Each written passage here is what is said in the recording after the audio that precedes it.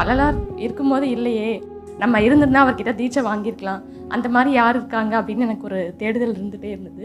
நிஜமாக நான் இப்போ இங்கே வந்ததுனால சொல்லலை, இவரை பார்க்கும்போது எனக்கு வள்ளலார் இந்த பெரியலாம் நம்ம இருந்த மாதிரியே ஒரு ஃபீல் வந்தது. மகாவிஷ்ணு நான் இவரை பார்க்கும்போது வள்ளலார் மாதிரி பார்க்குறேன், அந்த மாதிரி உருவம் ஒயிட் அண்ட் ஒயிட் போட்டுக்கிறார். ஆனால் எனக்கு ஃபீல் ஆகுறதுலாம் ஒரு என்னோட பையன் அந்த மாதிரி ஒரு தாயன்பல் தான் ஒரு கனெக்டிவிட்டி வரும். ஸோ நான் வள்ளலார் இருந்து அவர் கையில் தீட்சை வாங்கியிருந்தா எவ்வளோ சந்தோஷப்பட்டிருக்கணும், அந்த சந்தோஷம் நான் அன்றைக்கி வந்து அடைஞ்சேன். குருவே சரணம். அனைவருக்கும் வணக்கம். இந்த ஏஞ்சல் நம்பர்ஸ்ன்னு சொல்கிறாங்க. நான் எப்போ டைம் எடுத்து பார்த்தாலும் 11 வருது, இல்லை ரவுண்டு ஃபிகராக 4 அப்படின்னு வந்து வருது, இல்லை ஏதோ ஒரு நம்பரை பார்க்கும்போது 12 இல்லை வந்து பார்த்தீங்கன்னா 1 3 இந்த மாதிரி நம்பர்ஸ் ரிப்பீட் ஆகுது. இதுக்கும் பிரபஞ்சத்துக்கு ஏதாவது சம்மந்தம் இருக்கா, நான் ஏதோ ஒரு நிலையை அடைஞ்சிட்டேனா அப்படின்னு சொல்லிட்டு ஒரு கேள்வி. இது நம்ம ரொம்ப டீப்பாக ஆராய்ச்சி பண்ணுன்ற அவசியம் கிடையாது. ஏன்னா நம்ம அமைதி நிலைக்கு போவதற்கும் அருட்பெரும் ஜோதியை பார்ப்பதற்கும் தான் வந்து மெயினாக வந்து முயற்சிகளை செய்ய வேண்டும். இருந்தாலும் இதை பற்றி தெரிஞ்சுக்கிறதுல ஒன்றும் தப்பு கிடையாது. மேலோட்டமான விஷயத்தை உங்களுக்கு சொல்கின்றேன். அதுக்கப்புறம் நீங்கள் வாய்ப்பு இருக்கும்போது நிறைய கூகுளில் இருக்குது, அதுக்கப்புறம் நீங்கள் போட்டு படிச்சுக்கலாம். ஒவ்வொருத்தங்க ஒவ்வொரு மாதிரி சொல்லுவாங்க. அடிப்படையான எனது புரிதலில் சொல்கின்றேன், நல்லா புரிஞ்சுக்குங்க. இந்த ஏஞ்சல் நம்பர்ஸ் அப்படின்னா என்ன அப்படின்னா, இந்த யூனிவர்ஸ் வந்து ஒரு அலைக்கற்றை ஒரு வேகத்தில் இயங்கிட்டு இருக்கு. ரெசோனன்ஸ்னு சொல்லுவாங்க, ஒத்திசைவுன்னு சொல்லுவாங்க. இந்த ஒத்திசைவு அப்படின்னா என்னென்னா, அது ஒரு ஃபார்முலாவில் ஒரு டயக்ராமில் இயங்கிட்டு இருக்கு. எப்போ ஒரு மனிதன் அறக்க பறக்க ஓடி எதோ பண்ணி படபடப்பாக இதை பண்ணுற அதை பண்ணுற, கடைசியில் ஒன்றும் பண்ண முடியாத நிலைமைக்கு போய் கஷ்டப்பட்டு கர்மாவில் சிக்கிறானோ, அது அவனுக்கு பிறவி என்பதை கொடுக்கும், கஷ்டப்படுறான். இதே ஒருத்தன் பிரபஞ்சம் எந்த போக்கில் போகிறதோ அந்த பாதையை பிடிச்சிட்டான் அப்படின்னா அவனுக்கு அடுத்த நாளை பற்றி கவலை வேண்டாம், இன்றைக்கி என்ன கிளம்புன்றதை பற்றி தெரிஞ்சுக்க வேண்டாம், இப்போ எத்தனை மணி ஆகுதுன்றதை பற்றி தெரிஞ்சுக்க வேண்டாம், இன்றைக்கி சஷ்டியா, இன்றைக்கி என்ன நட்சத்திரம், இன்றைக்கி திருவாதிரையா, உத்திராடமா, பூசமா, எந்த நட்சத்திரம், இன்றைக்கி பௌர்ணமிக்கு போய் எதுவும் நினைக்க வேண்டாம்.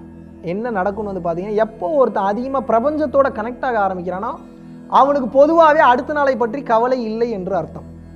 பெரிய லெவலில் கவலை இல்லைன்றதை அடுத்தடுத்த கட்டத்துக்கு போவாங்க. திங்கிங் மட்டும் இருக்கும், நாளான்னைக்கு பற்றி அவன் திங்க் பண்ண மாட்டான்.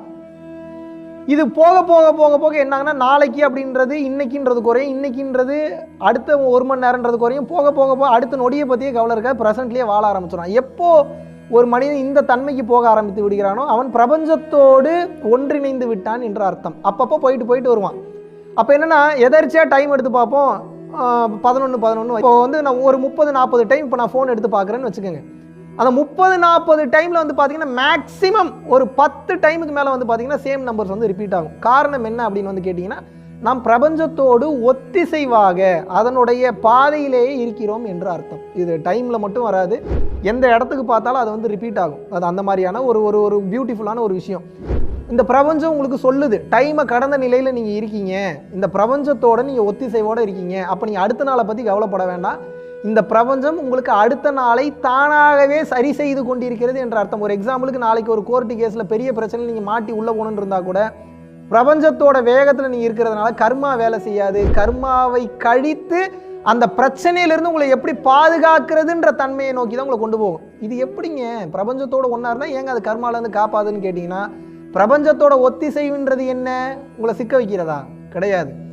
இறைவனை நோக்கி பயணப்பட வைப்பது, இதுதான் பிரபஞ்சத்தினுடைய ஒத்திசைவு என்ற அர்த்தம். அப்போ இறைவனை நோக்கி போகணும்னா கர்மா சீக்கிரம் முடியணும். கர்மா எப்போ சீக்கிரம் முடியும்? நீங்கள் பிரபஞ்சத்தை நம்புனீங்கன்னா சீக்கிரம் முடிஞ்சிடும். இப்போ பிரபஞ்சத்தோடு நம்புறதுனா என்ன, பிரபஞ்சத்தோடு இருக்கிறதுனா என்ன, அடுத்த நொடியை பற்றி கவலைப்படாமல் நிகழ்காலத்தில் வாழ்வது. இதுதான் பயிற்சி பண்ணிங்கனாலும் இந்த தன்மைக்கு தான் போவீங்க, கருணை அடிப்படையில் இருந்தாலும் இந்த தன்மைக்கு தான் போவீங்க, தவம் செய்தாலும் இந்த தன்மைக்கு தான் போகிறீங்க. அப்போது இந்த தன்மையில் ப்ரெசென்ட்டில் இருக்கும்போது எனக்கெல்லாம் உண்மையாகவே நான் இன்னைக்கு காலைல எந்திரிச்சாலும் இன்றைக்கி என்ன கிழமை பார்க்க மாட்டேன், இன்றைக்கி என்ன டேட்டு பார்க்க மாட்டேன், பௌர்ணமி அமாவாசையாக பார்க்க மாட்டேன், எதுவும் பார்க்குறதில்ல. பார்க்கக்கூடாதுன்னு கிடையாது, எனக்கு பார்க்க பிடிக்காது. ஏன்னா நான் நிகழ்காலத்தில் வாழ்ந்துட்டுருக்கேன். நிகழ்காலத்தில் வாழும்போது நான் ஒரு பிரம்மத்தின் தன்மையில் இருப்பேன். நிறைய பேர் கேட்பாங்க, நாளைக்கு என்ன நீங்கள் பண்ண போகிறீங்க, நாளைக்கு என்ன நடக்க போகுது? எனக்கு அதை பற்றி கவலையே இல்லை, பயமே இல்லை. ஏனென்றால் இப்போ எனக்கு ஒரு வேலை நடக்கணும் அப்படின்னா அந்த வேலை சார்ந்தவர்களிடம் அந்த பொறுப்பை கொடுத்து விட்டு நான் ஃப்ரீயாகிறேன். நானே 24 மணி நேரம் ஃபாலோ பண்ணுன்ற அவசியம் கிடையாது. நான் அந்த தன்மையில் இருக்கேன் அப்படின்னா நான் ஃபாலோ பண்ணலாம். எனக்காக வேலை பார்க்க ஆட்கள் இருக்கும்போது நான் அந்த தன்மையில் 24 மணி நேரம் ஈடுபாடோடு இருக்கணுன்ற அவசியம் இல்லைல்ல. இப்போ அவங்க எப்போ 24 மணி நேரம் அந்த தன்மைக்கு வரணும்னு நினச்சாலும் வர முடியாது, ஏன்னா அது அவங்க கர்மா. இதுதான் நீங்கள் நல்லா புரிஞ்சுக்கணும். அப்போ ப்ராக்டிஸ் பண்ணாலும் அந்த தன்மைக்கு உடனே போயிட முடியாது. அதுக்கும் இறைவன் அருள் என்பது அவசியமாக இருக்கிறது. அப்போ அந்த ஏஞ்சல் நம்பர்ஸை ரெகுலராக பார்க்குறீங்க அப்படின்னா அந்த தன்மைக்கு அர்த்தம் என்னவென்று கேட்டீர்கள் என்றால் பிரபஞ்சத்தோடு ஒத்திசைவாக நீங்கள் இருக்கின்றீர்கள் என்ற அர்த்தம். இந்த தன்மையில் இருக்கும்போது உங்களுக்கு எதாவது நடந்துருமோ, தப்பாயிடுமோ, இதாயிடுமோ, அதாயிடுமோ, இந்த பிரச்சனை எதை பற்றியும் கவலைப்பட வேண்டாம். இன்னைக்கு என்ன வேலை கொடுத்துருக்காங்களோ அந்த வேலையை செய்துவிட்டு அடுத்த நாளை பற்றி கவலைப்படாமல் நீங்கள் வாழ்ந்தீர்கள் என்றால் நாளை விடியக்கூடிய பொழுது மிக சிறப்பாக மிக தெளிவாக விடியும். அது தப்பான பொழுதாக அமைய போகுதுன்னா கூட அது நல்லதாக மாறிடும். 100% நம்புங்க. இதைத்தான் யோகானந்த பரமஹம்சர் என்ன சொல்கிறாருன்னா, don't worry about your past or future. இறந்த காலத்தை பற்றியும் எதிர்காலத்தை பற்றியும் கவலைப்படாதே. Live in the present. நிகழ்காலத்தில் வாழ கற்றுக்கொள். ஏன்? Because your future will be taken care அப்படிங்கிறார். உனது எதிர்காலத்தை அது தானாகவே சரி செய்து கொள்ளும் அந்த வல்லமை இந்த பிரபஞ்சத்திற்கு உண்டு. ஆனால் நீ நிகழ்காலத்தில் வாழ கற்றுக்கொள்ள வேண்டும். நிகழ்காலத்தில் வாழ்றது அவ்வளோ சாதாரண விஷயம் கிடையாது. பயம் வரும், பதட்டம் வரும், நம்ம வேலையை நம்ம தானே செய்யணும்னு தோணும். எந்த வேலையும் செய்யாமல் சும்மா உட்காந்துட்டா என்ன பண்ணுறது, நமக்கு எதுவும் நடக்காமல் போயிடுச்சு. நீங்கள் நல்லா யோசிச்சு பாருங்கள், நல்லா யோசிச்சு பாருங்கள். நம்ம பார்த்து ஒரு வேலையை செய்யணும்னப்பா அது நடக்கவே நடக்காது. ஒன்றுமே செய்யாமல் இருப்போம், அந்த வேலை ஈஸியாக சூப்பராக நடந்து முடிஞ்சு. ஏன்? அது விதியின்படி நடந்து முடிய வேண்டும் என்று இருக்கின்றது.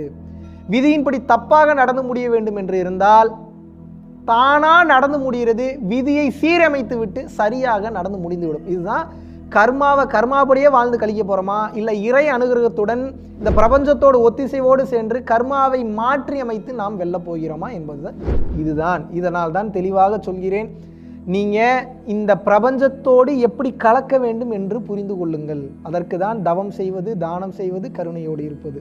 இந்த தன்மையில் பயணப்படும் போது நீங்கள் ஆட்டோமேட்டிக்காகவே அந்த பிரபஞ்சமும் நீங்களும் ஒன்றாவே மாறிடுவீங்க. பிரபஞ்சம் ஏதோ வெளியில் இருக்குது, நீங்கள் ஒரு ஆள் நினைக்கிறீங்க, அப்படி கிடையாது. நீங்கள் தான் பிரபஞ்சம் நீங்கள் நினைக்கும் போது உங்களோட ஆட்டிடியூடு மாறும், ஆக்டிவிட்டி மாறும், ஸ்பீச் மாறும், ஒரு மிகப்பெரிய நம்பிக்கை வரும். எல்லாம் சரியாக போகுதுன்றப்போ நிகழ வேண்டியது தானாகவே நிகழும். அப்பப்போ எனக்கும் பதட்டம் வரும் சில, ஐயோ நாளைக்கு இந்த வேலை செய்யலைன்னா என்ன பண்ணுறது அப்படின்னு. ஆனால் அடுத்த 2லேருந்து 3, ஏன்னா அது மனம் இன்னும் நமக்கு வேலை செஞ்சுக்கிட்டு தான் இருக்குது, இன்னும் இந்த உலகத்தில் வாழ்ந்துட்டு தான் இருக்குது. மனம் பதட்டம் பயத்தை ஏற்படுத்த தான் செய்யும். அப்போ நான் என்ன சொல்லுவேன்னா, பயப்படாத. ஏன் இப்போ பயப்படுற, ஏன் தப்பாக போகிற, நாளை என்று ஒன்று இருக்கிறதுல அதை இறைவன் பார்த்துப்பார். அது உன் வேலை இல்லை. உனக்கு இப்போ என்ன வேலை கொடுத்துருக்கான்? பேசுகிற வேலைன்னா பேசுகிற வேலை, சாப்பிட்ற வேலைன்னா சாப்பிட்ற வேலை, கார் ஓட்டுற வேலைன்னா கார் ஓட்டுற வேலை, படுத்து தூங்குற வேலைன்னா படுத்து தூங்குற வேலை. இப்போ என்ன வேலையோ அதை மட்டும் செய். எதுக்கு இப்போ நாளையை பற்றி யோசிச்சுட்டு இருக்க? நாளைக்கு உயிரோடு நீ எந்திரிச்சுன்னா நாளையை பற்றி யோசிக்கினா மைண்ட் ஆஃப் ஆகிடும். அவ்வப்போது ஏற்படக்கூடிய அந்த பதட்டத்தையும் படபடப்பையும் இப்படி தான் 2லேருந்து 3 செகண்டில் நான் குறைச்சிப்பேன். உங்களுக்கும் இந்த மாதிரியான ப்ராக்டிஸை உங்கள் மைண்டுக்கு நீங்கள் கொடுத்துக்கிட்டே வரும்போது இந்த பிரபஞ்சத்தின் ஒத்திசைவோடு நீங்கள் செயல்பட ஆரம்பித்து விடுவீர்கள். அதுக்கு பிரபஞ்சம் உங்களுக்கு காட்டுது, நீ என் கூட தான் இருக்க, நீ கனெக்ட் ஆகிட்டேன்னு சொல்லி அப்பப்போ உங்களுக்கு அந்த நம்பர்ஸை ரிப்பீட் பண்ணுது. இதனால தான் ஏஞ்சல் நம்பர்ஸ்ன்றாங்க. உடனே நடக்குதுன்னா உங்களுக்கு ஏதோ நல்லது நடக்க போகுது, உங்களுக்கு ஏதோ லாட்டரியில் பணம் அடிக்க போகுது, அப்படி கிடையாது. அது உங்களுக்கு காட்டுகிறது. இதுக்கு காரணம் இதுதான், நீ என்னோட தான் இருக்க, என்னோட பாதையில் தான் அப்பப்போ போகிறேன்னு சொல்லி அப்பப்போ உங்களுக்கு காட்டுகிறது என்ற அர்த்தம். நன்றி, வணக்கம்.